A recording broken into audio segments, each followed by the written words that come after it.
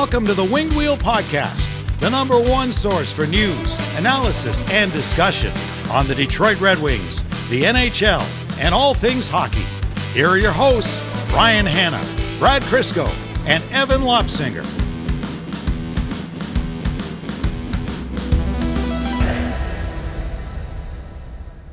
After I saw that Kucherov trip on Rasmussen at the end of the game, I just went full caveman, Evan, I love violence. I was like, call up Watson, dummy someone on their team if Kucherov doesn't want to answer the bell. That's a sucker move. He knew what he was doing. I don't care if he was apologetic, like just full on. Don't even try to win the game on the 8th. Just punch someone in the eye like that. And I was like, oh my God, what have I become? This is Evan rubbing off on me. I thought for sure there was going to be a brawl at the end of that game when Kucherov did that. Maybe they're saving receipts for the next time they play. I wonder if they didn't even notice at first, like what he did, because like it was the McDavid elbow. Yeah. And hey, same thing. Kucherov, elite player, unreal. You watch him on the ice, you're like, oh my God, he is so underrated. But also just like a top tier, elite, sore loser, dirty player. Oh yeah, big poopy pants energy sometimes. 100%. And like that, he probably could have tried to make a play to die for the puck, but instead he just waited till the last second to take out. No, he couldn't have. You don't think? Well, not with his. Not him. No, not him. And just like, it's one of those moments where you're like, you know, his brain turned off, but that's not an excuse because his brain turns off 45 times a game, especially if they're not winning. Yeah, last man back. I don't think Kucherov is going to be skating all that more hard than the opposition. Michael Rasmussen might have had the most boring season of any Red Wing until the opponent's net is empty. Yeah, what? Then he becomes an agent of chaos. And like Rasmussen had to answer the bell, and it was fine. Like I get it, but after Hughes stupidly tried to skate full bore at him, and then that turned out terrible for him. Then the next game he had to answer the bell. I don't care if no one noticed, what happened. Kucherov has to answer the bell next game. Like, yeah, and if he doesn't, then someone else on Tampa Bay is getting it. Now, Tampa Bay is a very, like, whether you're Brad's height or Evan's height, like everyone on that team will go and mob someone if they have to. So I think they're pretty used to it. But the caveman in me is winning here. Someone has to pay the price for that one. I sure hope they do. Well, it goes to show how much you miss when the Red Wings were good, because this kind of stuff would be the conversation after every game when there's this kind of animosity. So thanks, Tampa Bay, for that. Imagine having a podcast in the height of the Wings-Avs rivalry. What? There would have been no sane takes. No, we would have just been as caveman. Opposed to right now. Yes, that's correct. We would have just been caveman with sticks just chanting. Yeah, because at the end of the day, you still have Datsyuk and Zetterberg, and depending on how far back you go, like maybe the Fedorov-Shanahan era to lean back on, so that way you can go full ooga booga pitchfork. All right. Let's jump into it. Folks, welcome to the Winged Wheel Podcast, here to talk to you about all things Detroit Red Wings hockey, the world of the NHL, and lots more. I'm one of your hosts, Ryan Hanna. I'm Brad Crisco. And I'm Evan. On this episode of the Winged Wheel Podcast, we're going to be talking about Detroit's 2 divisional wins since the last time we spoke, keeping them in the wild card mix. A big win over Montreal and Lane Hutson. Thank you, Lane Hutson, for 2 more Red Wings goals. And an unexpected win over the Tampa Bay Lightning and Andrei Vasilevskiy, who they barely beat, but they still beat. And then we're going to be talking about, where the Red Wings are in the wild card standings right now, how they've kept themselves afloat, and what the job ahead still is. Then we're going to get into some Red Wings storylines, and there's a lot to talk about. How the kids are doing. Johansson, Kasper, Soderblom, who looks like he's holding his spot. And, Lucas Raymond, game over game, developing into an elite player. If we have time, we might jump into the Quarter Century Team, updates on Axel Sandin Pellikka. And then the NHL news that blew everyone's mind, like this was NBA style trade with Rantanen and Necas swapping teams. Chicago coming in to help facilitate the deal just as a favor, I guess. And whatever else we have time for before overtime. Before that, 2 quick things. First, Winged Wheel Podcast Night at the LCA, Saturday, March 29th against the Boston Bruins. Your tickets get you a discounted ticket to the Red Wings game, access to the pregame live recording of the Winged Wheel Podcast featuring Ken Daniels and other special guests, the Winged Wheel Podcast and Detroit Red Wings co-branded barber pole jersey, which is fantastic. Favorite thing we've done so far. All of that and lots more. Get your tickets. They're going fast. I don't think there are that many left. We actually still have to get ours. Note to self. Secondly, if you want one of those Play Effin' Hockey shirts, the Winged Podcast Play Effin' Hockey shirts, and you want to support a great cause, I'm going to put a link in the description of this episode. There's a way where you can make a pledge to Wings Money on the Board in support of the Jamie Daniels Foundation, and we are going to be picking 5 random people who have made any pledge over the course of the entire season. So whether you already made the pledge or you're starting now, to win a Play Effin' Hockey shirt. So link in the description. Okay, Detroit on the 23rd had Montreal coming into town, and this was the first game after a tough road trip. 3 of 8 points on that road trip, as we talked about in our episode with Max last episode. And there's no must-win game at game 48 or whatever it was for the Red Wings. But this was, in effect, a must-win game considering all the context. And Detroit showed up exactly how they needed to. It was a very complimentary score for Montreal based on how that game went. 4-2 late in the third will give you the impression that that game was close. And Montreal did have late power play to maybe make it interesting. But beyond that, Detroit was laying the boot to them for 45 to 50 minutes of that game, outshooting them by double for a majority of the game. It was just dominance. And it's worth saying too, like, I know we joke a lot about Montreal and Montreal's been bad forever. Montreal for like the last quarter season has been, for some reason, a force. Like, they've really figured out under Martin St. Louis who they are as a team and what they need to do to rise to the top of this tight, mushy middle in the East.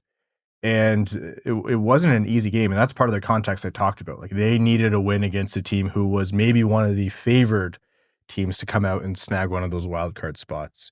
So game. I'm going to say, while we're getting to that point, to kind of steal the line from The Incredibles here, when everybody's bad, nobody's bad. I love an Incredibles quote. That might be 2 episodes in a row we have an Incredibles reference. We're on a heater right now. Just an elite movie. Like, that is right up there for best Disney Pixar movies of all time. Oh, yeah. Top 5 at worst. Yeah. So the game scoring opens with Jonatan Berggren, who snaps home a deceptively good shot to beat Montembeault, who is not an easy goalie to beat. Deceptively good shot, but the work on that play was done by Dylan Larkin, gaining the zone, beating Lane Hutson, and just flat out. He's beating up rookies this year. He is like the veteran dad who's just schooling them. Anyways, Dylan Larkin gets in the corner with Lane Hutson, just flat out muscles him, gets the puck to Berggren, who scores. And Lane Hutson's one of the deserving candidates for Calder this year. But it's been a point of satisfaction that this is the second game of the season where Detroit has flat out capitalized on Lane Hutson's defensive deficiencies this season. I mean, that's the storyline around him that Montreal fans will leave out. And I will get clipped for this. I'll say it first. And we've said it first. We're mad at Montreal, not because we hate Lane Hutson. It's because we all love Lane Hutson, and they're ruining him for us because he is elite offensively, and he gives it almost all back defensively. He is very, very bad in his own zone, and Detroit has exploited that many times this year. The best play of the game, though, came at the end of the first period, where I believe a power play had just expired. Lucas Raymond with the puck on his stick. Watching Lucas Raymond, like, he's stepping into space and doing things that almost remind you of Kucherov, of Kane, where it's not just he is making plays that his body and his stick aren't projecting ahead of time. Your defenders are giving him space and respect because they are worried about what he can do with the puck. And this is evolving even from the beginning of the season to now. Anyways, just a no-looker back the other way to Alex DeBrincat. And it wasn't like an easy shot, but Montembeault was Vokun on the Datsyuk move on the breakaway, where just like out to lunch, sliding the other way. No one, like, he fooled everyone on the ice, but especially when Montembeault was that lost. Like, what a play by Lucas Raymond. Hell of a shot by DeBrincat too, because he was almost on the goal line. That's a tough shot. But after that goal, I was thinking about it, and I'm sure it's a much bigger conversation for an episode where we have maybe a little less to talk about, because we've been banging the drum. The Red Wings need 2 superstars in their top 6 to have a chance, and they're going to have to come from outside the organization. The conversation's been beat to death. Maybe they only need 1. Dude, I'm there. Maybe one of those might get solved internally here. Like everyone looks at the 120-point guys and is like, we need one of those. Sure would be nice. And like, yeah, you look at Tampa Bay and of course you have multiple 100-point scorers there on their cup winning teams. But you don't like if Raymond is like a 90+ guy, sometimes look what he does up and down the ice. And look what he can do to facilitate the guys around him. Maybe just one more. He's a bit of a force on the power play right now, and the Red Wings have an elite power play, and he's arguably the biggest reason for it. But imagine if he had a trigger man on the other half. Well, we all love Patrick Kane. This isn't a shot at Patrick Kane. Imagine if he had a Mikko Rantanen in there. What would his assist numbers look like? We were all thinking the same thing after that trade happened, right? Yes. No, 1,000% yes. But if you put a Mikko Rantanen, a left-handed absolute shooter, an Elias Pettersson, a JT Miller, if that's your flavor, I'm just saying, you get someone like that opposite Lucas Raymond on the power play, 100 points is, I'm not going to say out of the question, you can almost predict it. He's doing things with the puck with confidence. He's doing things with the puck with skill, and he's executing at a level that is like the defenders on the ice, no matter how good they are doing their best and praying. It is to that level where sometimes where he has the time and space, he reminds you of what Patrick Kane used to do and still sometimes does. I also don't think, like, Evan, I think you called this out in a recent episode, like that's not a coincidence. Like Patrick Kane being there, that has to be an influence on it. Well, a guy like Patrick Kane will look at someone like Lucas Raymond and like realize that there's something more beneath the surface than what meets the eye, right? Like he's clearly realized that this kid could become a superstar, and Lucas Raymond commented on it last year. He's like, I'm learning a ton from Patrick Kane, and the Red Wings and Lucas Raymond are bearing fruits of that right now. In the second period, Andrew Copp goes down on what he described as a 180-foot breakaway, where a Lane Hutson shot is blocked by Simon Edvinsson's skate, pops out, and Andrew Copp goes down on the penalty kill, scores a shorthanded goal, makes no mistake converting that breakaway, and makes it 3-0. And then in the second period, not too long after, Dylan Larkin drives the net on the power play and made it 4-1 Detroit, which ultimately Detroit won the game 4-2. There was an interesting sequence at the end of the game, though, which was Fischer scored a goal as Rasmussen went into Montembeault, but Rasmussen was driving towards the net and was just hit/pushed directly into Montembeault by a Canadiens defenseman or a Canadiens player. And the play was challenged because it was the call on the ice was no goal. And Todd McLellan, the Red Wings, challenged it. They said, that's not goalie interference. The Canadiens pushed him in. It should not be goalie interference. And it came back as unsuccessful. Call on the ice stood, and Montreal had a late power play. Risky call. It didn't prove to be fruitful. But I watched that, and I was like, I get I'm biased, but I can't see that as anything else other than the Habs player push Rasmussen in. He wasn't going to hit Montembeault without the player pushing him in. I don't really understand why this league is allowing that to stand as no goal. You want offense, and you don't want defense to be able to take, shortcuts and cheat codes. I'm a defenseman. I advocate for being able to clear the crease and, cross-check forwards in their spines and those dirty moves. I partook very happily in my day. But in the NHL, you hit a guy into your goalie and you're rewarded for it. I don't really understand that. This is one of those situations where I have more of a gripe with the rule or the standard or whatever you want to call it than I do this individual call, because that is a goal that I would like to see stand.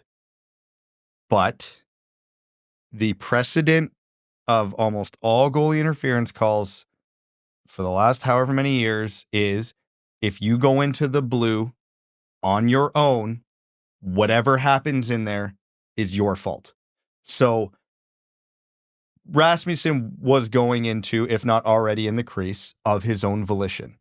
Once he was there, he got shoved into the goalie.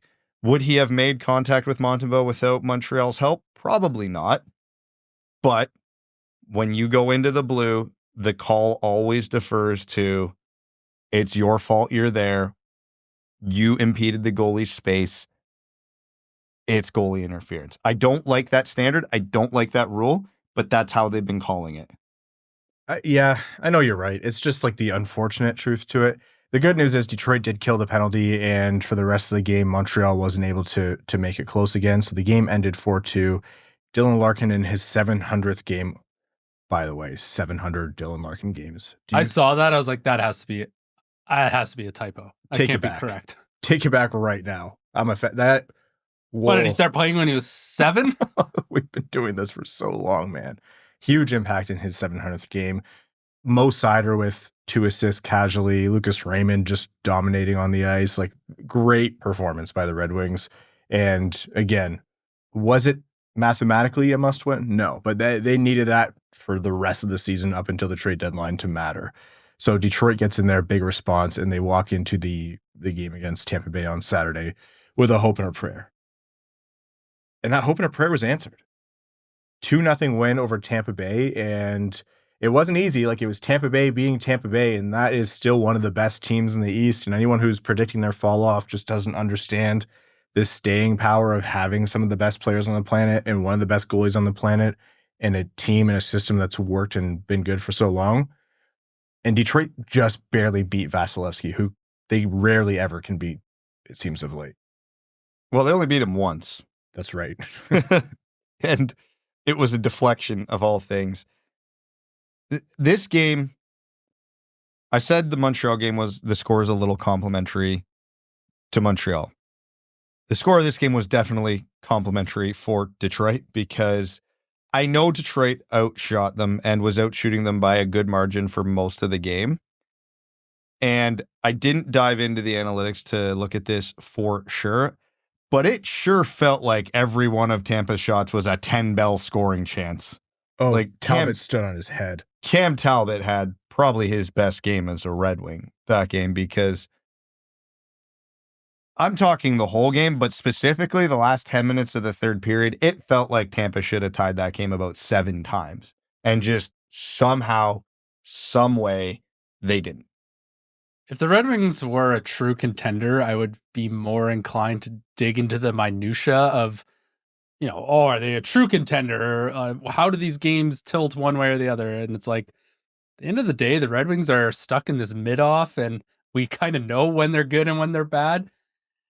And, the Red Wings are, if you're on the make the playoffs boat, you got to just have the just win baby mentality. If Tampa's going to be better than you, but you win, who cares? And it all comes down to context, right? Do I think Detroit was the better team that game?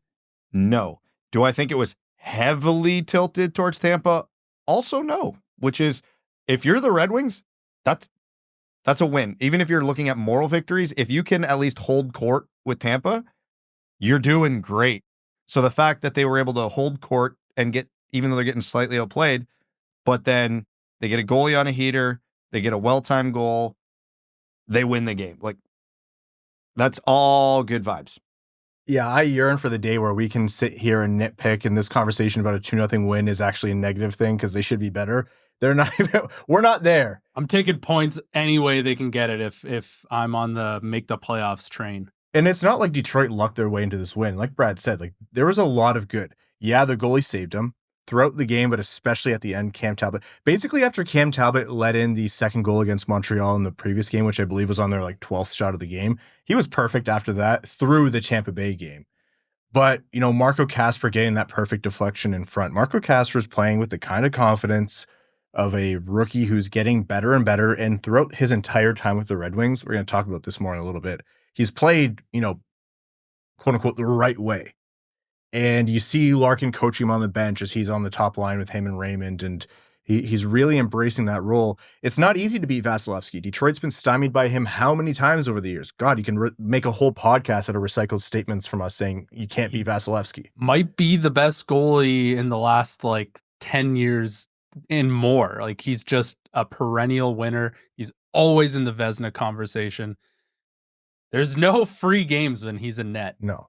I see so many articles and listen to so many podcasts where people are talking about the top goalies in the league, And I see the stats and I see all this, and Vasilevskiy's not in the top 3 for most of them anymore. And I hear the people who are way more knowledgeable about goalie than me saying that, yeah, he's still really good, but he's not the guy anymore. Like, he's not the cream of the crop in the NHL. Still elite, but like, not on Hellebuck Shesterkin's level anymore.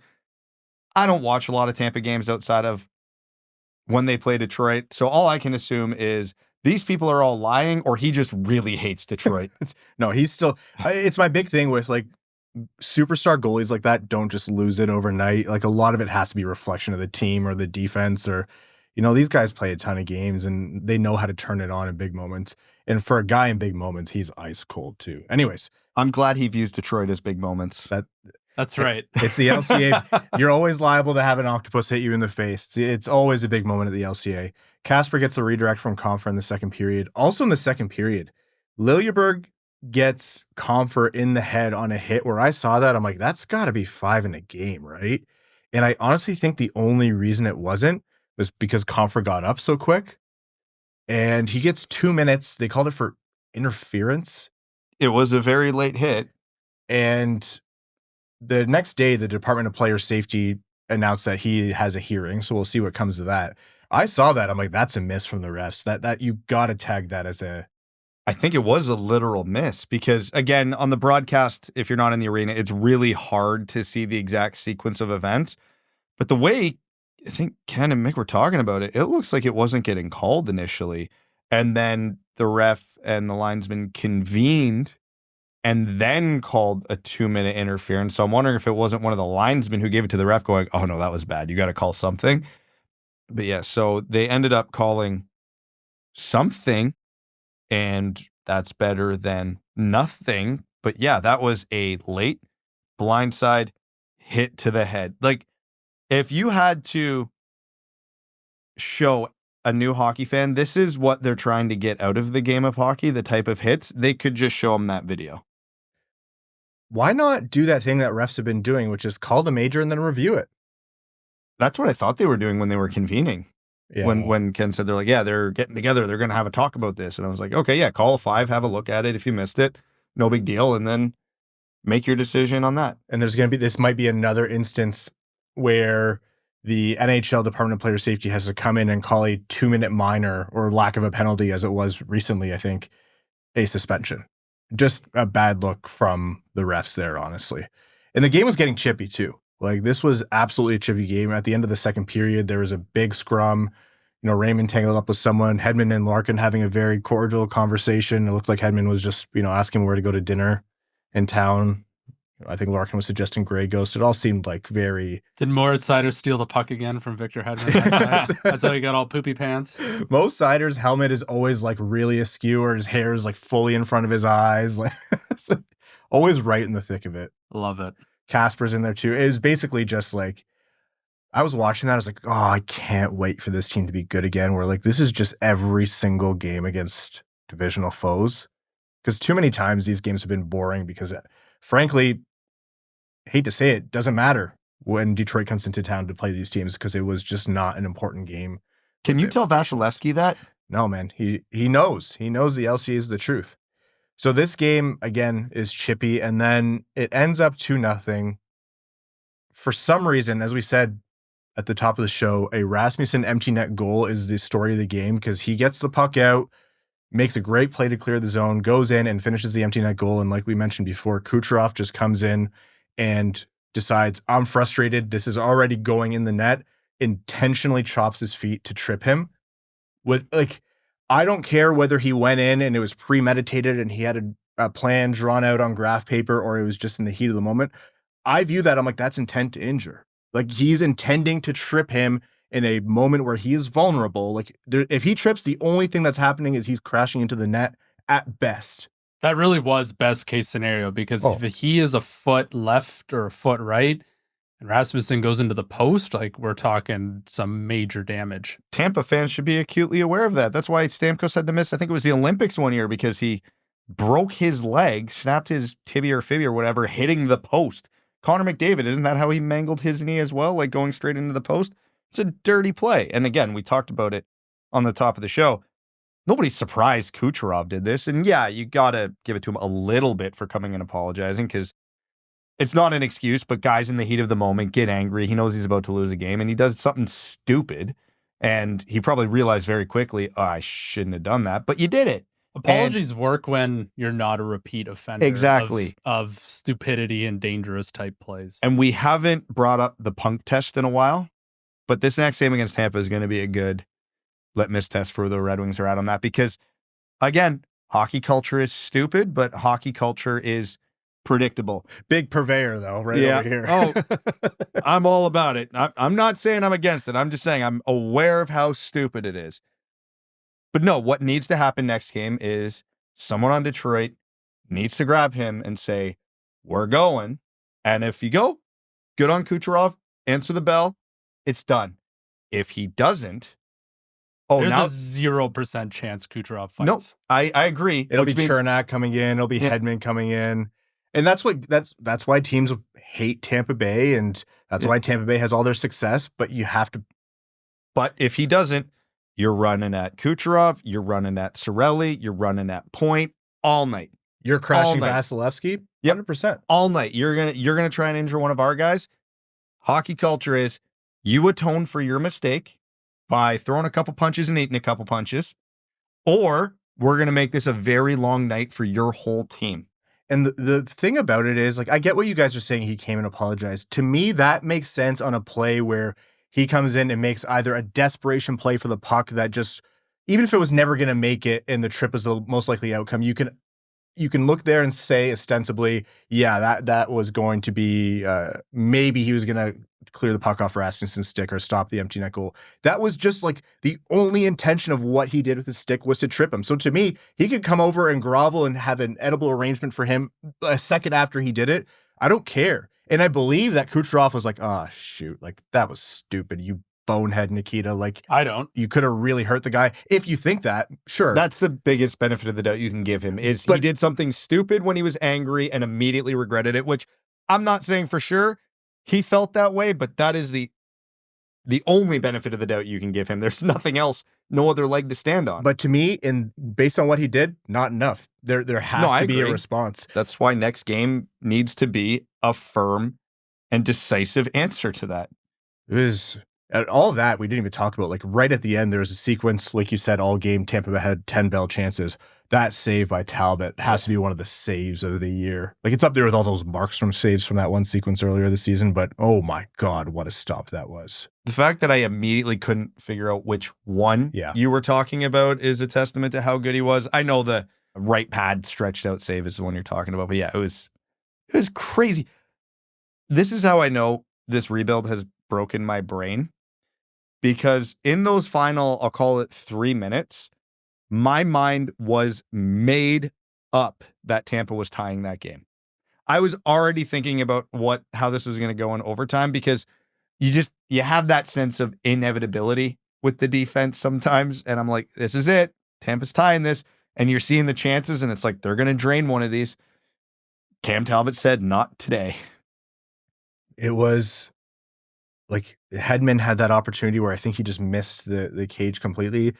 Combination of skill, luck, like getting in the lanes. Johansson out there in huge moments with the Kasper. And Kasper. And it wasn't the first time for either of them. 2 rookies out there in the last minute of a game against the Tampa Bay Lightning. And they held on. Anyone who tells me the Red Wings can't have X number of rookies in the lineup anymore, I'm punching squarely in the face. Well, that's one of the things. Me, and I think Brad and I have both said that this season. So, well, now you're on notice. Don't threaten me with a good time. Just wait till training camp next year. That's probably the one thing we haven't given enough credit to McLellan on since he took over. Because, again, he's not an old school coach, but he's been around the block a few times. And generally when you get those, it's going to sound derogatory. It's not meant to be derogatory. Retread coaches, they have this lean towards veterans usually. He put Kasper up on the top line pretty quickly. He's jumped Johansson up by like 4 minutes a game in ice time. Like, if what you're seeing from the young guys is positive, ride it. And even Berggren's been getting like a regular shift. He hasn't been demoted to 6 minutes a game, even though he doesn't seem like the quote unquote McLellan type. you want a coach who can put in a good system, but also, bring the young guys up to the level that you would want a veteran to be at. I'm just saying, this is phenomenal. Arguably the most important thing he could have done since he took over. And it's going, and I shouldn't even say he's going real well. He's getting rewarded for it because he looks like a genius because of what Kasper and Johansson are doing.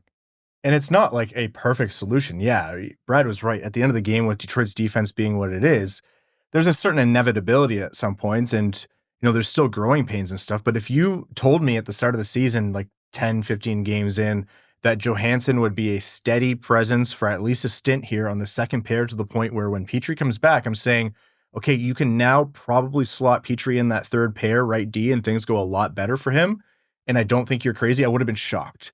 And that is potentially what we're looking at here. And it might come as a surprise to people. It came as a surprise to me, but Petrie's numbers on the second pair with Edvinsson were actually pretty favorable relative to the alternatives. Johansson has taken another step here, especially under McLellan, and it's working. It's not like one of the best second pairs in the league. Like, let's not get too far ahead of ourselves, but Johansson's out there making key blocks throughout the game against a opponent that completely outmatches them. He's out there in empty net situations. You have, again, like Brad said, Kasper on the top line, and you can see him out there playing with confidence. I loved his celly after his goal too. Like, he's really embracing the moment. I don't know, man. Like, I think about what Evan said with, you don't want to hear about it with too many rookies on this team. He's finding a combination that's working for at least right now. Well, it's huge experience for those guys, right? Because not every team's got a Kucherov, Gensel, Hedman to put out there in the final minutes. So when they come into that situation again, they'll be able to draw on that experience, and they'll have the confidence in knowing that they can hang with those guys when the offense is fully tilted against them. Well, Albert got to know Jake Gensel very well at one moment in the game there. Yes. He was eating his fist. And somehow Gensel didn't get called for roughing on that play, but Edvinsson did. That's a whole nother conversation. But the thing too, and it was a running joke with the Penguins forever. I think it was an Hackton the Foolaman tweet that's been viral for years and years because it gets brought up when a really good team seemingly finds a guy named Mark Donk and Buzz Flibbit, two guys you've never heard of. All of a sudden they're playing in their team's top six and they're popping off for 50 points because good teams will elevate young players. And if they see something they like, they're not afraid to play them. And that's how you get a guy in Pittsburgh, Brian Rust, who was a nobody when he came up, who's now been a staple in their top six because he got a chance, did well with it. Now he's a guy. McLellan's like, I like what I see from Kasper. Top line. Results? Phenomenal. I like what I'm seeing from Johansson. Throw him in the top four. Results? Excellent. Now all of a sudden the Red Wings, and we've talked about this before, we're looking at what our projections of these two guys were, realistically speaking. We always talk about best case scenario, but realistic expectations. And we're going, we might have been too low. Because if they can do this now, they're half a season into their career. Their room for growth is still significant. And now the outlook changes for the future. I'm not saying these two guys being better than we expected are going to get them a Stanley Cup, but it helps. And it's another step towards that. And it eases the pressure on the guys coming in future seasons. Like, we won't be relying on Axel Sandin Pellikka to put up a 70-point rookie season to keep the defense afloat. We won't be relying on Nate Danielson, MBN to have Calder-level first years. Like, the Red Wings can now sort of nurture them somewhere in the lineup, put them into some good moments, let them build it up, and then really let them take off when the time's right. Also, I know we talked about him last episode, but Elmer Soderblom, he's come a long way. He's worked on his game a lot with the Griffins, and he's still, with Patrick Kane out, they called him day-to-day, out multiple games now. It's not like he's filling in the Patrick Kane role, but he's coming in and he's seizing that opportunity. He looks dangerous out there. Like, he's creating chances. He's not quite like, Elmer Soderblom's huge, and there's a couple moments where I saw him like get himself in the right position after a scrum to defend like Larkin or someone, but he kind of backed off the altercation. So he's still not going to go out there and be like Zdeno Chara or a Tom Watson or something, but he's coming in and doing a lot of the things that the Griffins and now the Red Wings are asking of him. I can't wait for the day NHL teams play young players who might be bad versus older players who are bad. Someone really short and ugly said that once. Yep. And Soderblom comes in. And again, I'm not saying he's been elite but what he's doing right now, he's doing what Rasmussen or Veleno or Fisher, any of these guys could do. And he's doing it just as effectively. He's younger, cheaper, and has more room to grow. So again, we talked about take a player, put him in a position if you like what you see, and let him run with it. If Soderblom can play like this the whole season, there's benefit to him playing every game. Whereas, don't get me wrong, I like the guys. There's not a lot of benefit to playing a Fisher or a Veleno or a Rasmussen over him because we know what they are. Their room for growth is next to none at this point in their careers. They are what they are. So again, where they are in the rebuild as well, the more you can integrate young guys now makes it easier to integrate more young guys next season and the season after. Because that was the conversation we all had in the offseason was they can't just throw 5 rookies out there at once. And I know Evan's thoughts on that, but NHL teams apparently we now can. Hit him, Evan. Hit him. We would be down for the chaos, but we know how NHL organizations operate. They're not going to do it. And that was always the context of how we talked about that. They are not going to dress 5 rookies on opening night. No NHL team would. But all of a sudden, if you get a half a season out of Soderblom this year and full seasons out of Kasper and Johansson, now you're not scared to bring up Mazur or Danielson or, I don't know, pick a defenseman, Wallinder, Bouillon next year. You can throw 2 or 3 of them pretty comfortably out there because you're not worried about these guys. They've been there, they've done it, they're comfortable. And you also have the ability, if you're a team who's not trying to contend for the cup right now, then you can take established NHL players and make a decision. Do you make them a part of the accessories around these young guys, or do you move them out for assets in a bigger trade? One thing I'll say here to qualify is there's a little bit of confirmation bias as well, where the Red Wings you're seeing the best of what their call-ups are or could be, right? So not everyone down in Grand Rapids is a Kasper or a Soderblom or something like that. Like there is diminishing returns. You can't just perpetually call up young guys. If you called up Tuomisto, who I know people ask about sometimes, you wouldn't see the same results as Johansson. But the overall thought here stands. Let's jump into what the 2 wins did for Detroit in the wildcard standings. You were laughing pre-episode, Evan. Everyone ahead of Detroit right now in that wildcard race seems to be like 6-2-2 or 7-0-3 or 7-2-1, and literally they are. But Detroit right now is still with a game in hand within 4 points of a wildcard spot. That's a weekend. That's it. That's a little bit of a twist in fortunes for some of these teams. But as of right now, the time of recording, Columbus at 55 points in 50 games holds the second wildcard spot. Actually, Tampa Bay, 55 points, but in 48 games. Behind Columbus, these are the teams ahead of Detroit, Ottawa, Montreal, and the New York Rangers, who have turned their season around again.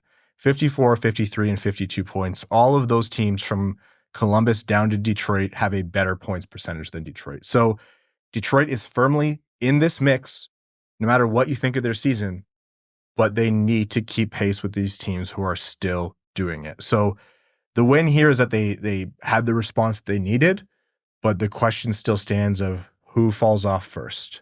I mean, Ottawa had a stretch of over 2 hours of gameplay this week without scoring a goal. Brady Tkachuk was pointless for 9 games. Yeah, he shouldn't have called off that fake phantom high sticking penalty. He probably could have used that power play. He could have used the cheap tap in on the power play, but for the first time, Brady Tkachuk shouldn't have shown honor in his game. And again, it's a good point that you bring up because it's relevant to what we've been talking about. It's not the 4 points out that makes the Red Wings trek to the playoffs so difficult. It's that they have to leapfrog 4 teams still. It's not only do they have to make up those 4 points, but they have to outpace 4 teams to do it. Because, yeah, the Red Wings have been playing extremely well since McLellan took over, but so have almost all of these teams, and they've made up very little ground because of it. So up next, before next episode, the Red Wings have the LA Kings on Monday at 7 Eastern before we're back with you with another episode on Wednesday. After that, though, starts a rough stretch. You have the Edmonton Oilers on the road on the 30th, and then Calgary on February 1st, and then Vancouver on Sunday, February 2nd, and then Seattle on Tuesday, February 4th. They could just pick up Pettersson while they're there. Which one? Both? Take both of them, yeah. We're trading for Elias Pettersson. Which one? we're not sure. So we're going to trade for both of them just in case. Honestly, thank God Pettersson's nickname was EP40 because you look and you're like, oh God, what am I going to do here? I don't know the other Pettersson's 25. 25. Yeah. So he's just got to lean into the EP25. Yeah. If I think I heard Vancouver fans or his teammates are calling him DPD. That's risky. That's what makes it an excellent nickname. I'm so glad we're not a Vancouver podcast. We do not need that. Hockey players are so unserious, man. It's crazy to think the Red Wings only play 2 Eastern Conference teams in the month of February. I mean, there is the illustrious Four Nations break penciled in there. Right, yeah. It is crazy to see that, they're not, if they have a bad month, it's not the end of the world because they still will have chances to play more Eastern Conference teams to make up with those 4-point games. And if after Evan said that, you reminded to yourself, oh yeah, I forgot about the Four Nations. I just have to throw this jab in there. Apparently everybody did because ticket sales on this are apparently abysmal. So, well, we'll go out and buy some merch, get all fired up for it, right? I have my thoughts on the Four Nations. I mean, apparently tickets are like $700 because the NHL is so not serious about actually growing this thing. Well, we'll get to that after. For now, let's take a break to hear from the sponsors of the Winged Wheel podcast. This show is sponsored by BetterHelp. It's early 2025 and the year ahead is a blank canvas. What do you want this year's story to be? Maybe it's time for a plot twist, or there's a chapter of your life you've been meaning to rewrite. Resolutions are fine, but life isn't about quick fixes that fade by February. It's about picking up the pen and becoming the author of your own story, or the host of your own podcast. Think of therapy as your editorial partner, helping you create the meaningful story you deserve to live. Personally, I've seen how therapy can change lives. Whether it's learning to set boundaries, working through challenges, or simply getting to know yourself better, therapy empowers you to take control and move forward with confidence. That's where BetterHelp comes in.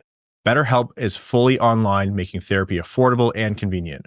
With over 30,000 credentialed therapists and a diverse range of specialties, you're sure to find someone who gets you.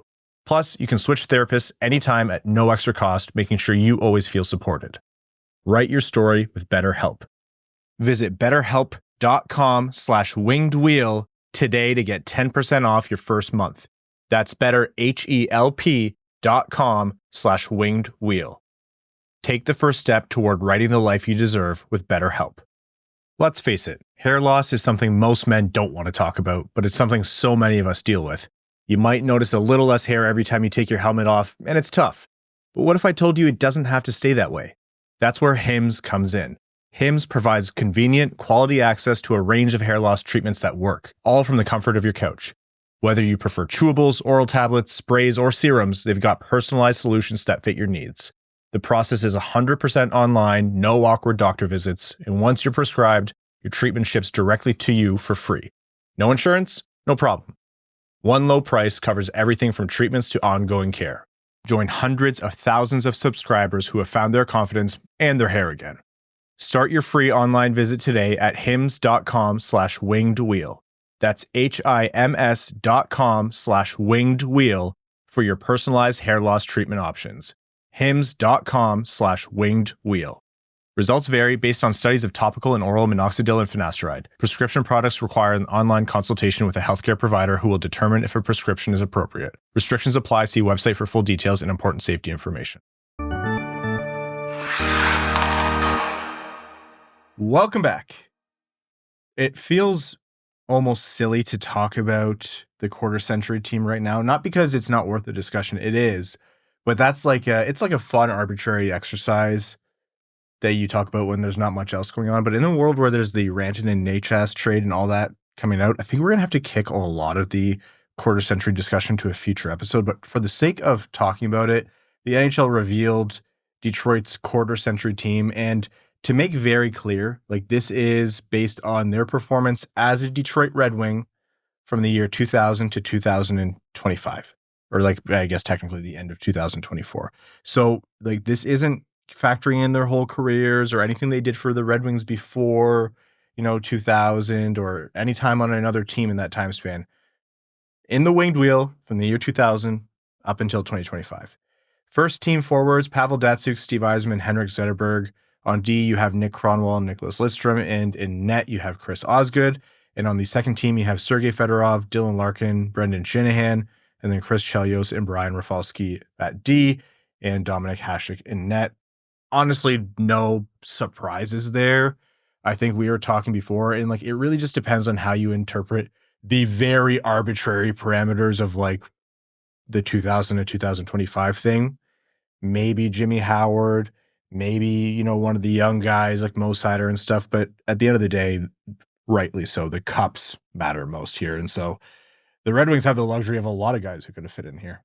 Yeah, it definitely prioritized the Stanley Cups, which is what you play for. So, when I was building my hypothetical quarter century team before they were launched, I kind of put a little more weight on the longevity of it all. Like I had Larkin on my first team instead of Yzerman just because he's played 700 games and been the backbone of this team for that entire time. Steve Yzerman's my favorite player of all time. So I wouldn't want to bump Steve to the second team, but I don't even think he played a full half decade worth of games in this quarter century. So he did get the cup. Larkin obviously would have been my pick there. I would have flip-flopped them. Same thing with the goalie debate. I would have had Jimmy Howard in there just because, again, longevity, what he did for the team for the amount of time he did it. This fan base criminally underrates Jimmy Howard continually and how good he was for this team. They just look at his late career performance when, he let it go a little bit, but also the team around him was just trash for so many years. Exactly. So, I didn't have a ton of gripes with the team. It was pretty close to what I had. Those were just the small tweaks I would have made because Lidstrom, Kronwall were absolute locks. There's nobody else you can make a case for on the first team there. Same with Datsyuk and Zetterberg, absolute locks. On the second team, you knew Shanahan was going to get in there.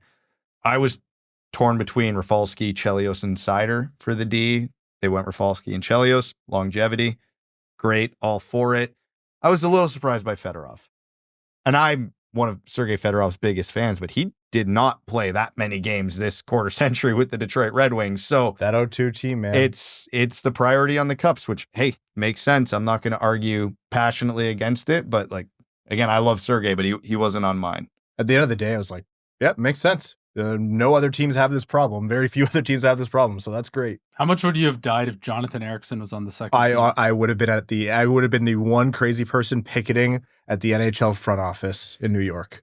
I would have bought a flight right away. And you know what? Jonatan Ericsson's such a good guy, has such a reputation of being a great guy, but I just will not suffer it. I will not suffer it. I would have died if I saw Jonatan Ericsson on the second team. I would have died. I think that would have been the funniest thing ever because I know how painful that would be for you. As I've been packing up this house as we get ready to sell and everything, you know how many Jonatan Ericsson hockey cards I've found from people who have sent it to us as a joke? Literally 3 so far, and I'm very much not done. I'm horrified by how many more I'm going to find. Okay, other news in the Red Wings world, and this, like any other episode, be a huge thing, but again, we have a lot to cover here. Axel Sandin-Pellikka's agent confirmed that he will be leaving Skellefteå after the season and heading to North America. So one way or another, he's going to be playing in Michigan, whether that's Grand Rapids or Detroit, depending on how his preseason goes for Detroit. But there was a conversation during the World Juniors when Sandin-Pellikka had national attention, and there's some people saying, the SHL really likes to control their players, and they're going to say if he's not on the Red Wings, then he's playing in the SHL. And the SHL is a phenomenal league, one of the best pro leagues in the world. But I think the common consensus among Red Wings fans, and definitely among the Red Wings brass, is, yeah, we want our guys who are pretty close to NHL ready in Michigan one way or another, even if it's with Grand Rapids for a little bit. Like they wanted Brandzeg Nygaard here this season, and I know it wasn't their first choice to have him go back. So yeah, it makes a lot of sense, and it was good to get that confirmation on Sandin-Pellikka. Yeah, it's often understated how big of a difference it is from the big ice to the small ice. Anybody who's played on both knows it's a significant difference. And with his style of game, it'll be a tough transition. I'm not saying he's not going to be able to do it. I absolutely think he will. But he's going to need to start learning it sooner than later. So getting him in Grand Rapids next year probably is the best thing for him. I wouldn't have been opposed to it if they wanted to try it this year either. So I'm A-okay with it. SHL teams and, essentially the feeder leagues, they understand. Like the NHL, the AHL have monstrous pull. You can only control the true elite stars in any league that's not the NHL or AHL for so long until it's inevitable that they're moving on. So to keep your relationship amicable and things working in a cross league relationship, and it just makes a lot of sense. And with Sandy and Pelka too, like this could even just not be a question. You can come in and have just such a phenomenal camp, and the Red Wings could have no other options at right D. And he comes in and he's like, yeah, you're the best choice. As Brad said, there's still the question of, is he going to be able to do it physically? How's that going to translate? It's not a certainty that it won't be, and that's going to be this massive, development for him to be ready for that physicality in the NHL-sized ice. But it's definitely one of the likelier scenarios where he needs that Grand Rapids time. But still, could come in and just make all of this a moot point next offseason. Still, though, it would be what a treat that would be if help came sooner rather than later. And with the risk of being way too high on our own supply right now, because we just got done talking about how Kasper and Johansson and Soderblom and all these young guys are lifting up the Red Wings.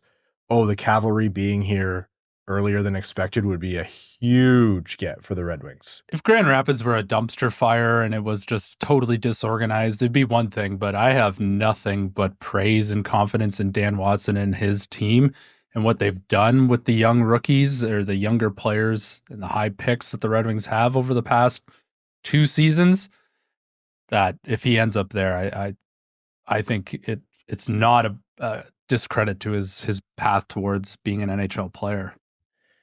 Okay, let's jump into the NHL news, which... Anything happen?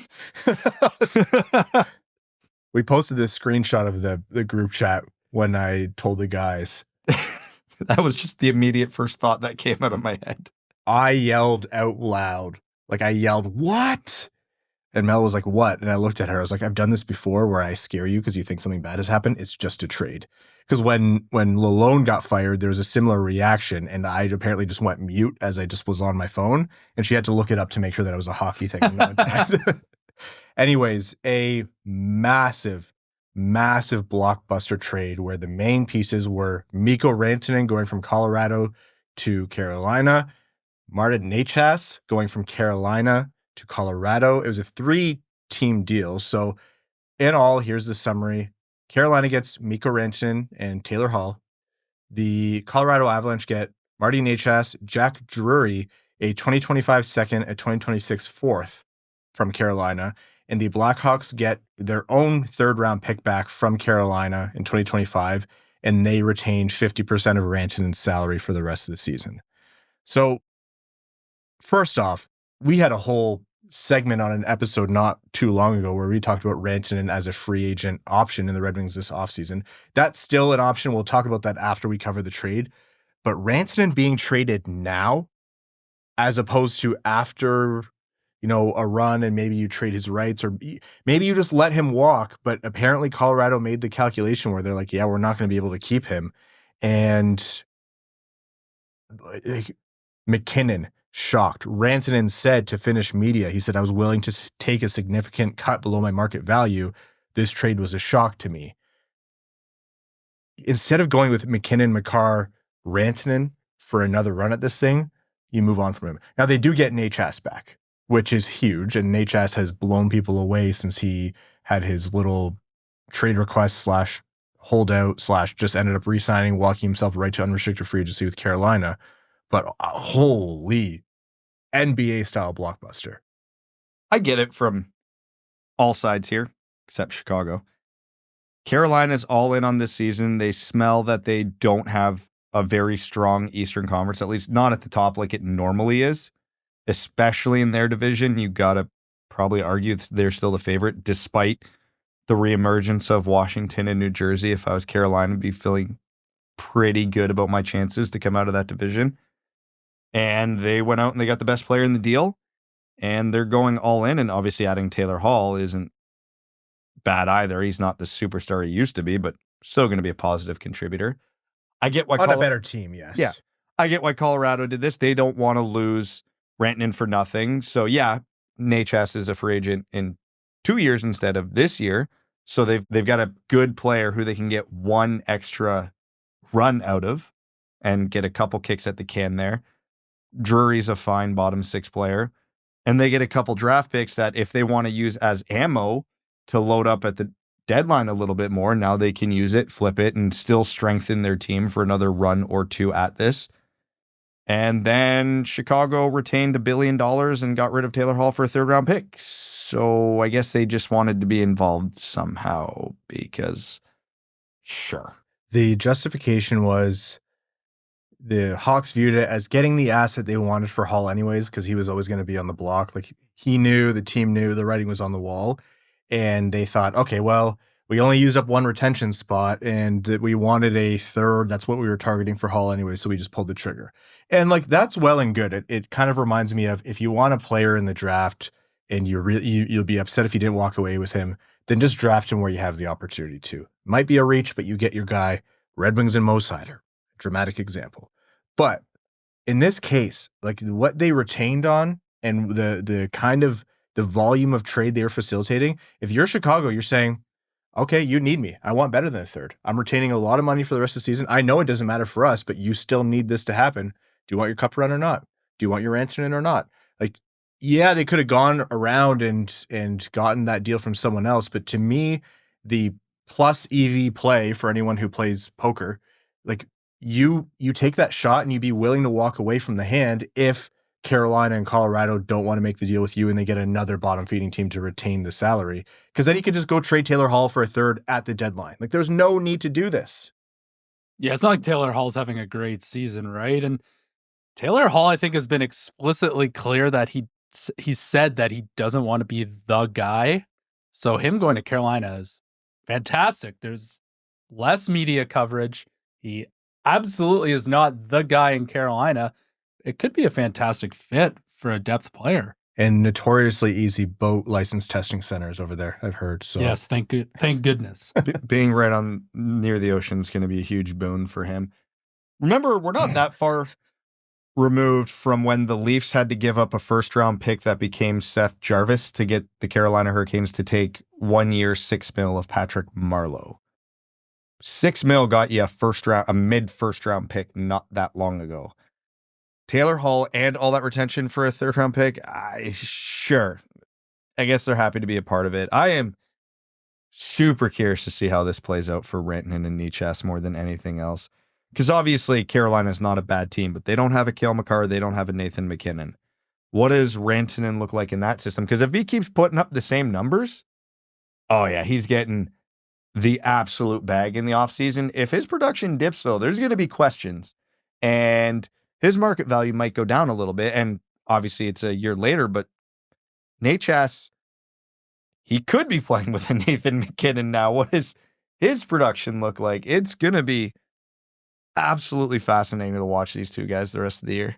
I get Colorado's justification here. Like, there's talk going around of, they were willing to get him around or past Panarin's number as the highest paid winger in the league, but they weren't willing to put him past McKinnon, for example, at around 12.5. But with the increase in cap, like, I understand you want to set your internal cap. The Red Wings just did that. The Red Wings also got remarkably lucky because the cap has gone up a lot recently, but the cap is about to go up so much that they're actually going to ease it over 3 years. We'll have more time to talk about this on a future episode, but revenues are up so much. They have actually stopped all escrow payments from players this year. And for those of you who don't know, about 6% of each player's check gets withheld to make sure that at the end of the season, hockey-related revenue is split 50-50 between owners and players. Revenues are up so much that they don't need to hold anything back for the rest of the season. We're like at the halfway point. That's insane. The cap is about to jump up well over $100 million and beyond. So if you're signing a 7-8 year deal, you're no longer looking at the same cap that MacKinnon was looking at when he signed it. So yeah, Rantanen on the market is going to get 14 or around there, maybe more. Could be less if things go weird, like Brad said. But if you're talking like 11.75 or 12 million for Rantanen, that just wasn't going to do it. So I don't know. Like, I get the justification, but at the same time, I'm like, that's a bold move to move on from Mikko Rantanen. My first initial reaction was, okay, clearly an extension or a new contract was not going to get done between Mikko Rantanen and the Colorado Avalanche. But then he said he was shocked to be traded, and that changed my perspective on it completely. Listen, like, I know you might have an internal cap, but do you want to win the Stanley Cup?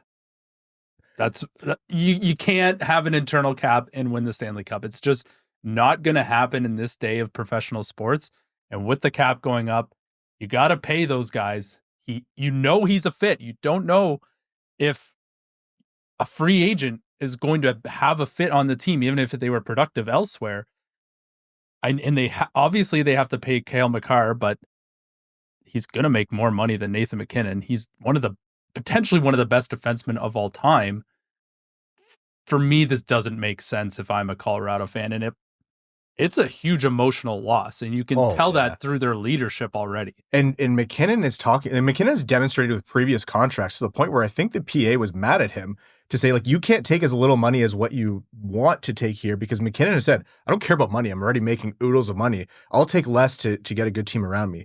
Mikko Rantanen was one of his best friends on and off the ice. And if you're captain in the face of your franchise and the only other player on the planet who is always in the conversation with Connor McDavid as best in the world, or one of, I should say, no offense to Leon Draisaitl, who I think is right there too with MacKinnon, is out there saying, I'm shocked by this, I'm hurt. Like, not good. No, man. We just watched New York destroy itself.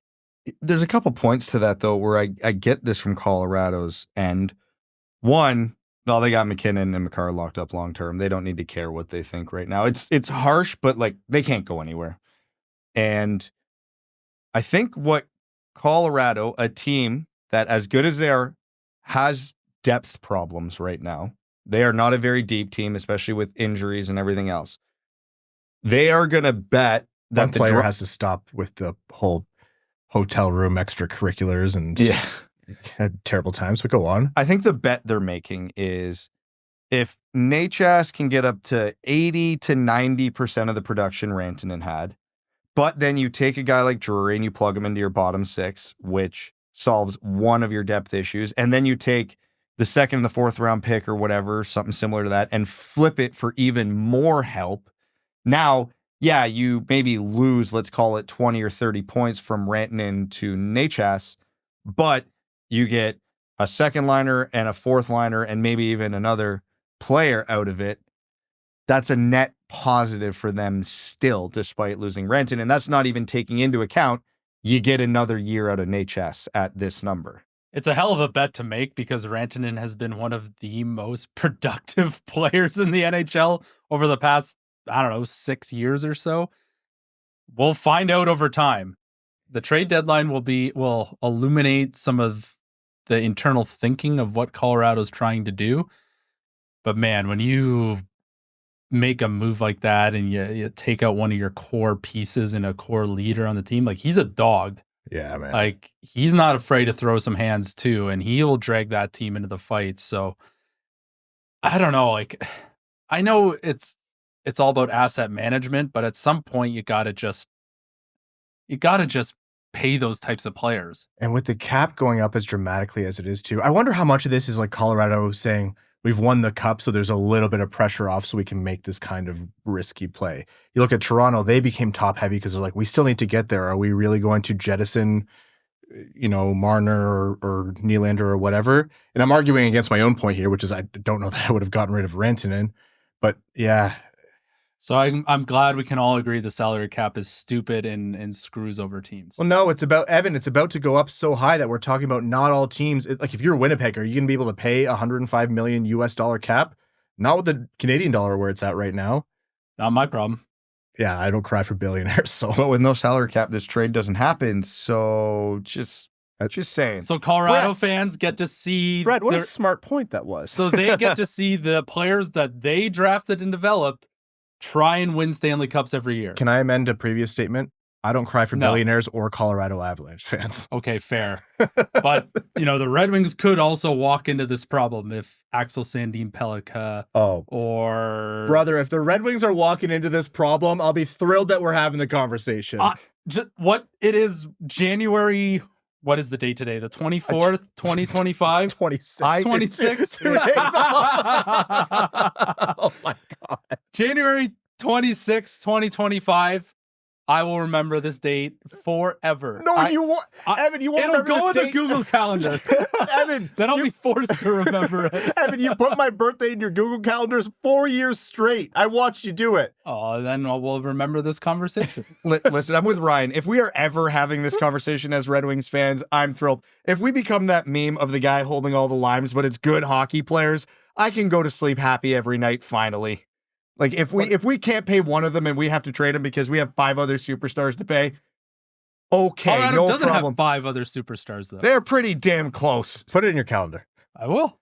How many superstars would you classify Colorado as having? McKinnon, Makar, Devontae's got to be pretty close. Not just superstar, Devontae. He's a star. He's a star. Superstar and star are very different things. Landeskog, if he ever comes back, is a star. Landeskog, when he comes back, will not be a superstar. Nichushkin, but only in the playoffs. Sorry, are we talking superstar or star here? Let's just go star, because, 5 superstars is. But yeah, Nichushkin, if you only look at the playoffs. The idea of Casey Middlestat. Well, if we're thinking, Nate Chast now. Yeah. if we're talking like top heavy teams, like the Leafs are Marner, Matthews, Nylander. So they really are they may have more stars there, but they're, we're thinking about it from a cap and production perspective. But you also have to remember the negative effect of Canadian media, which in all of this, Vancouver was somehow. We're going to end the Elias Pettersson, JT Miller saga by confusing JT Miller which one he's playing with. Who was it that posted the one meme of someone just like looking dejected? Oh, it's Tiger on his hands and knees when JT Miller realizes there's 2 Elias Petterssons on the This is unhinged. Carolina, yeah. As much as the trade was. This is just a Patreon exclusive with less swearing. Pretty really. much. And Carolina almost made this trade with either Pettersson or JT Miller from the Vancouver Canucks. Nate Chess would have only been involved in a Pettersson trade if the reporting I remember correctly. But Miller and Pettersson seem to be like almost be dealt to everyone lately. I saw a report now that said the Canucks have circled back to possibly trading Pettersson because they don't like the offers they're getting on Miller. But if they trade Pettersson, they still might trade Miller because they're not even in a playoffs. That is spoiled child behavior. You have 2 potentially franchise centers or top 6 forwards, and you're going to just give them away because everyone's feeling a little sad. Everyone's not really getting along great. Holy, dude, Canadian markets are like out of their minds. Normally, I'm not that like urgent with the Red Wings in saying, hey, you got to go trade for the superstar right now because like you can make that trade whenever in the next few years as long as you make that trade eventually. But we might never see a market again where there's a Pettersson, a Miller, a Rantanen, a Natchez, a Cousins. I'm definitely forgetting a couple guys all on the market at the same time. Like, strike while the iron's hot. I would go after Pettersson. That's been my target the whole time because, again, he's had over 100 points. He's young, cost-controlled, albeit at a high cap hit.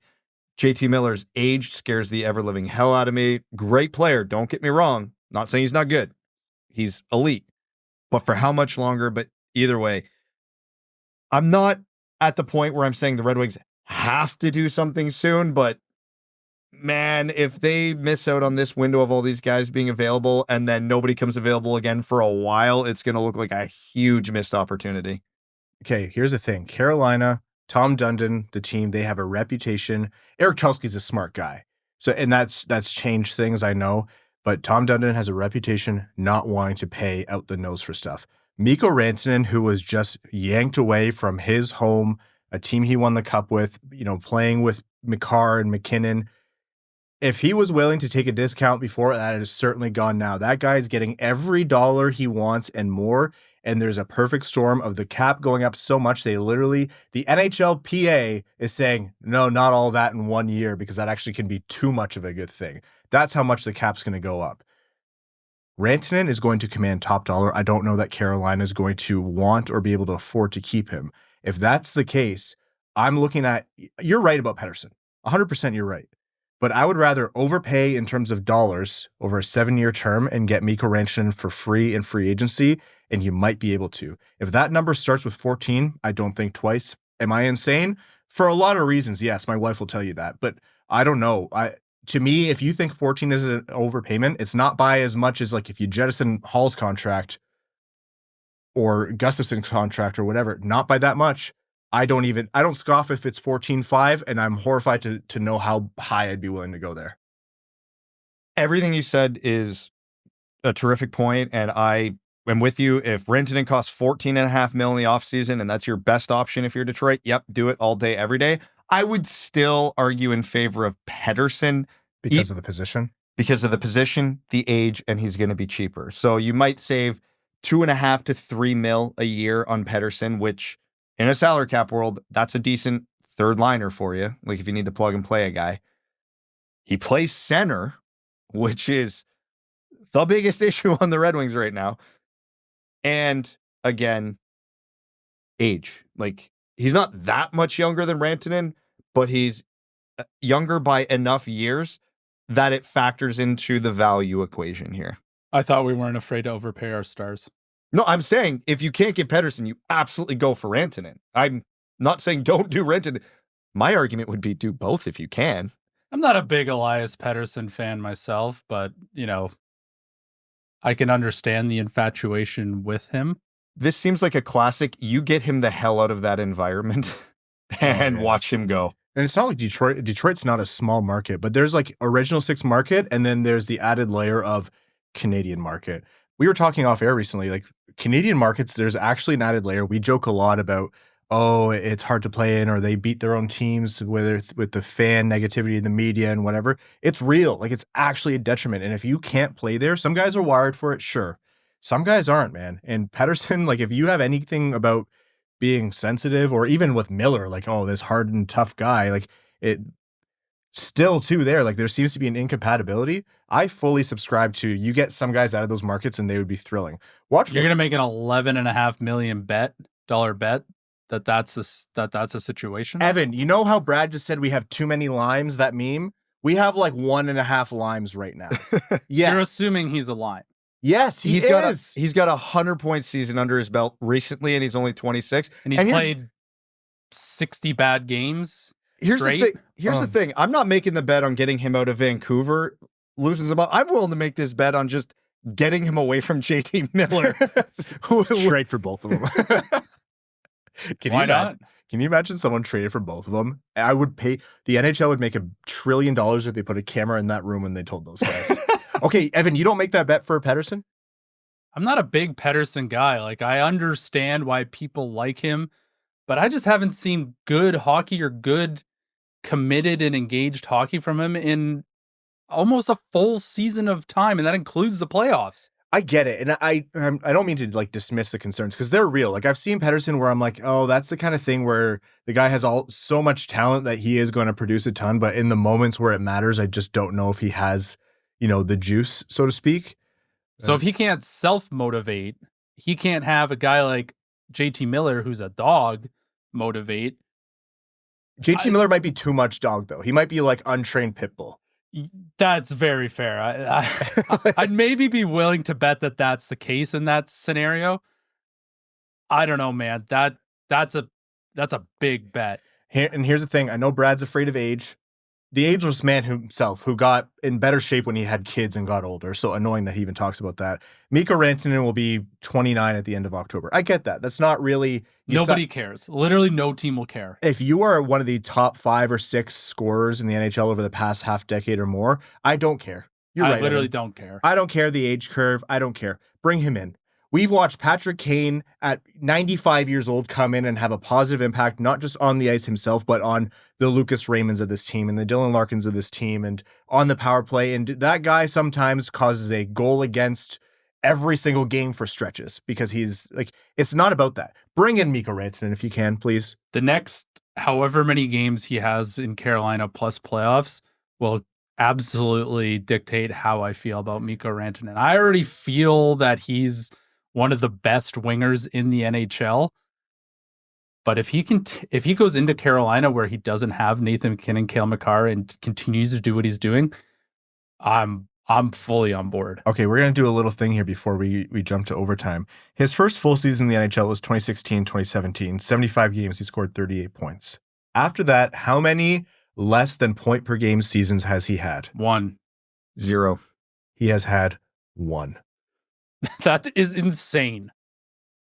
Now go pull up Elias Pettersson's past 6 years, for example. Okay, yeah, you want to do Pettersson's? Have you seen a bell curve before? It looks like that. Elias Pettersson, 66 points in 71, 66 points in 68, 21 in 26, 68 in 80, 102 in 80, 89 points in 82. So that 100-point season gets me feeling real nice. Yeah, would he say it gets you feeling really nicey? I know what that is, and I refuse to acknowledge it. Dude, that gets me fired up. All the ones he did about the lines, especially. So if we look at Pettersson without the ultimate optimism, let's say he regresses to his career average, he's still a center, top 6 center who produces just under a point per game is your worst case scenario, where like Ryan went on his big spiel about the cap skyrocketing. A point per game second line center is probably going to be $11 million before long. And if that's your worst case scenario, not the worst thing in the world. And if he does get up over the 90-point mark regularly, it's a downright bargain in 3 years.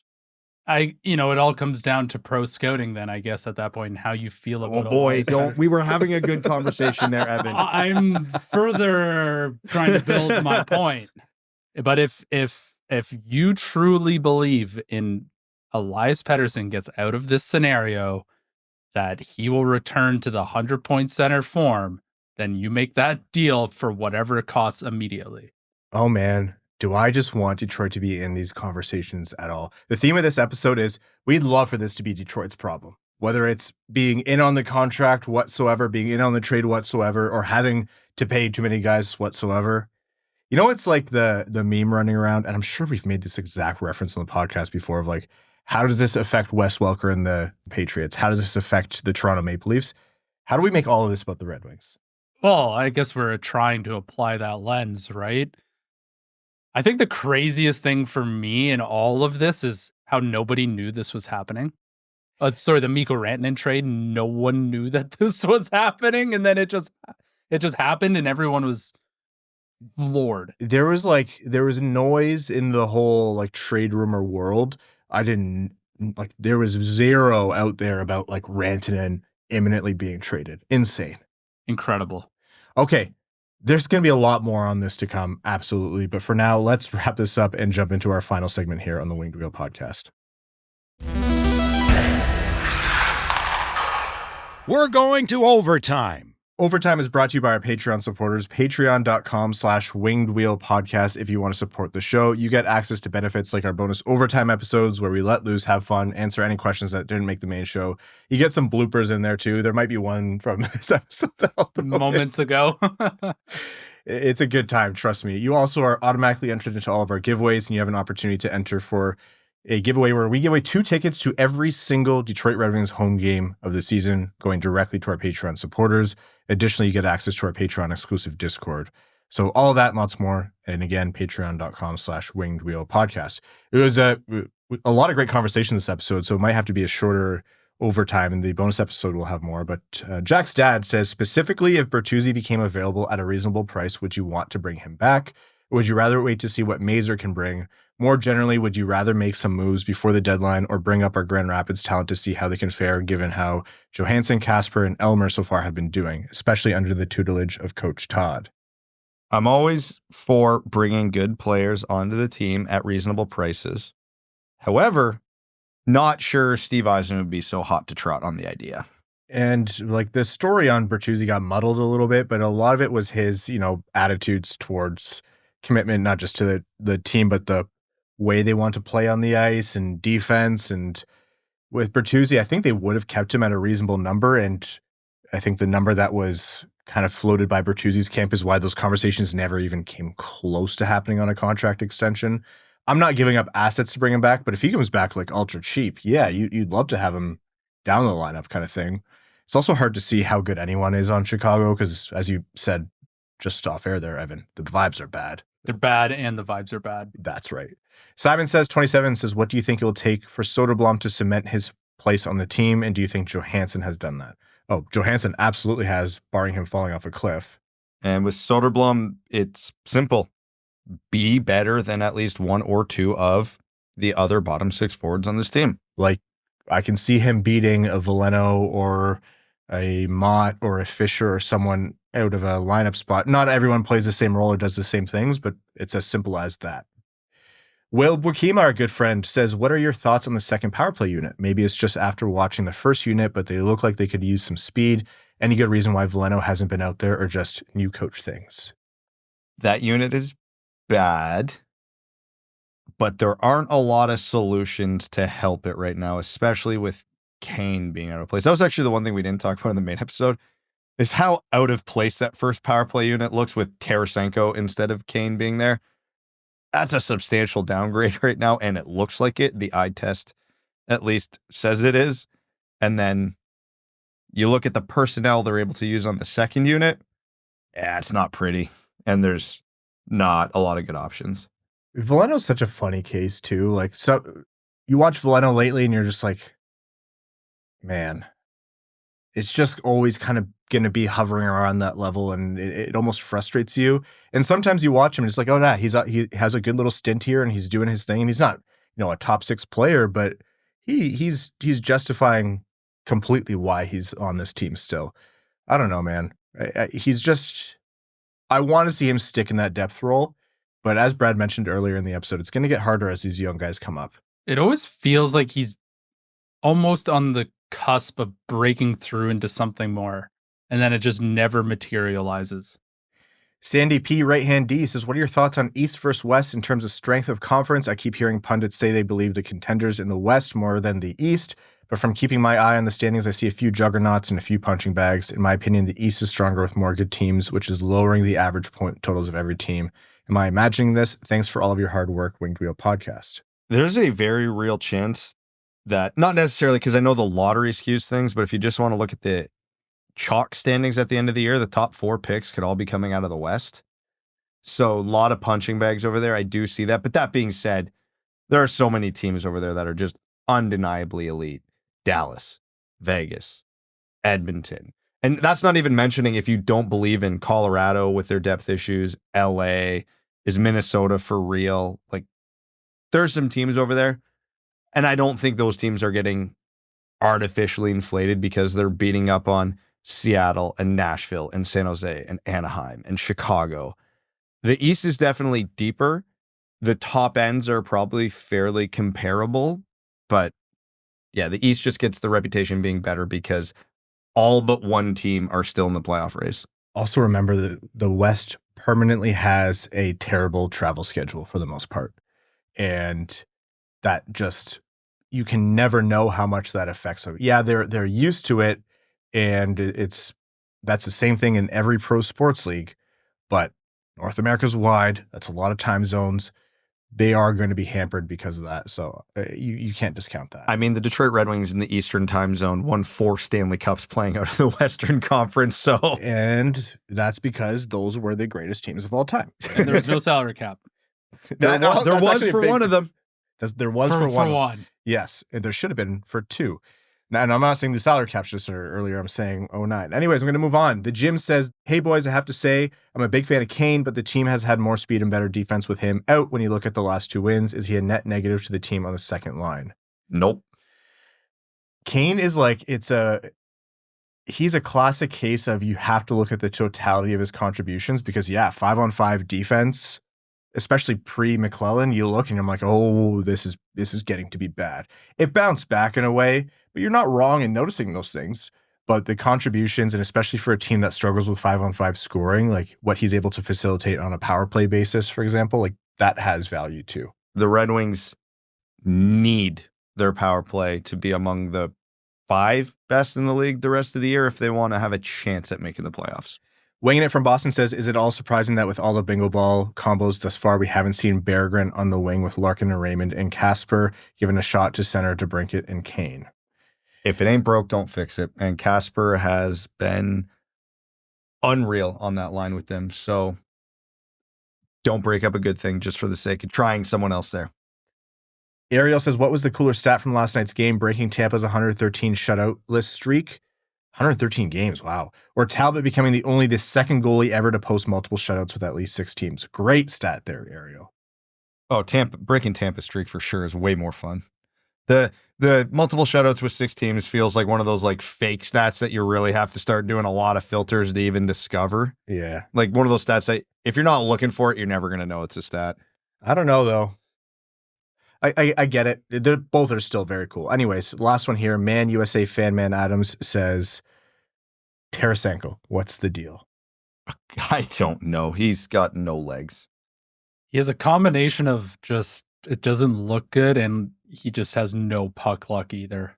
It's just if it's the Chicago bad vibes and are bad, that's what Tarasenko is to me. It's like he's living in this mini little concentrated universe of, the Red Wings bad vibes from earlier in the rebuild. When the rest of the team seems to be out of it, he found his own little pocket universe. Yeah, and it's not like these things are happening to him. Like, he's been bad. No, I think there's a lot of ways to just say Father Time remains undefeated. Okay, folks, we're going to wrap up this episode of the Winged Wheel Podcast and jump into our Patreon exclusive overtime. Thank you all so much for tuning into the show. Thank you all. If you're a new listener, welcome to the show. And if you're a listener of old, we hope this has been fun for you.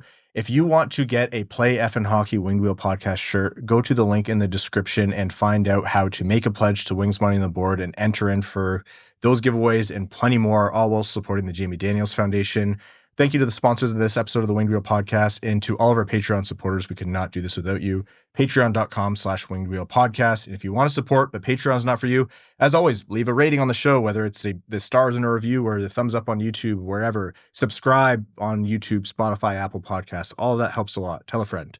And to our name level supporters on Patreon, we love you so much. Evan actually cries tears of joy after every episode. Arjun Shankar, Yves Bartels on behalf of the Sarah Grand Foundation, Aikfer, THL Champ, Samuel Soderholm, Icon, Alexander Hansen, the Moritz Insider, Ghost of OSBP, Glenn Brabham, Sea Lion, Matthew M. Rice, Adam Rose, Adam Suiza, Admiral Matt S. of the Cheesebag Navy, Alex Toger, Asher Killian, Beer League Legend, Best James Bond, Bengo Bango, Brett Kokesh, Carl Buchanan Luski, Carl Provi, CB55, Chris Felinski, Citizen High Five, Clip Clop Nanny, Connor Scovey, Craig Gibble, Denny's Gamer Girl, Derek Enstam, Cider, Comet Dickens, formerly Marlon Winchester, DJ Denton, Eric Hill, Give Blood Fight Probert, Goose Looney's Drinking Club, Griffin, God Creatives, Grand Rapids Girly, Hatrick, Sandine Pelica, Hockeytown Love, Hockeytown Matt, Hassam Al Qassem, I Met Larkin Once, Jay Gollum, Jacob Turner, James McLean, aka Jambo, Jeff Pridemore, John Ingalls, Jonathan Miller, Kalen Wood, Lunchbox, brand new name level supporter, Mark Hernandez, Marty, Matt Keeler, Matt McKay, Michael Edlund, Mr. Kuzi. Now I have to learn how to click on a Macintosh. R.A., Raptor Kitchen, Riley Enright, Robert Smith, Roy Donk, Ryan Britt, Scott Martin, Skeletor, Steve the Liability, Stephen Ordeleb, That's What I Appreciate About You, Wallman's Elite Dancing D, Iserplan Stan, Aaron Hudson, General Andy Bohan of the Cheesebag Army, Sam Bankson, A. Aaron, A.B., All Motor No Hands, Ann Stanislavski, Antonio Gracias, Bellingham Macidballs, Bex, C.E. Hayes, Chimkim Nutgits, Commander Ben Barron, the Cheeseback Space Force, Connor Layton, and Corey Prida, Darren Fick, Datsyuk's Dangleberries, Deep In, Cider, Dylan Larkin, Trade Sacrifice, Eric Nance, Evan Beckner, Gene Sullivan, Grepsky, Griffey Boy, James Pridemore, Jeremiah Adobo, Jim, JM Rhapsody, Joey Jojo Shabadoo, Josh Yelchin, Chaotic Monkey, Kevin McCracken, Quaz, Larkin's Loyal Lemming, Linda Hull, Lonnie Zone, Lucas Raitmond, Major Hole, Mitch Minier, Ophelia, As Good As It Gets, Ryan M., Sim, Miliacho, Sandy P. Right Hand D, should have put money on Ryan reading hair loss ads, Steven, That Other Guy, The Hodag, The Hat 123, Trent Thorough, Wings Fan in St. Louis, Scott, and your second favorite patron. Thanks for tuning in to the Winged Wheel Podcast. Be sure to visit wingedwheelpodcast.com, where you'll find links to subscribe to the show on Apple Podcasts, Spotify, YouTube, or wherever you get your podcasts. You'll also find ways to support the show, like Patreon, official podcast merchandise, and more. And don't forget to follow us on X at Winged Wheel Pod, at Ryan Hanna, WWP, at Brad Crisco, and at Hockeytown Evan, as well as Winged Wheel Podcast on Instagram.